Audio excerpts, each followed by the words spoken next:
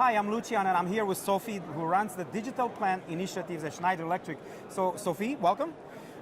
My question is around how does Schneider Electric help small to mid-sized companies in digital transformation process for those organizations that may or may not even have a CTO, or the owner maybe also be the same person, so 20 people or less?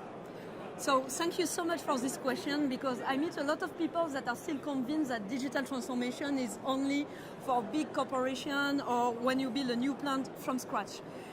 Indeed, it's not at all the case. We can start digitization very easily. You can start with very small projects that are accessible to small and medium-sized companies. The way to do it is not to think technology, but it's really to think about the problem you want to solve. If you have one specific machine in your plant that is your main bottleneck, focus on this machine. Start to track a couple of KPI, can be temperature, can be vibration, and the guy operating the machine will know what to follow because he has the expertise on the operation of the machine.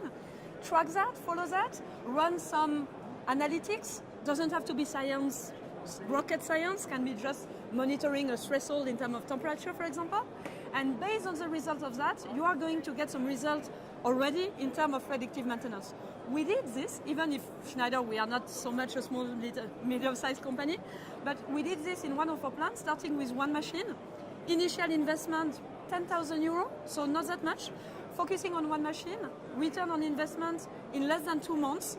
And this machine that was the bottleneck of the full plant is now managed properly, avoiding the machine to stop, which was a real issue for the whole plant.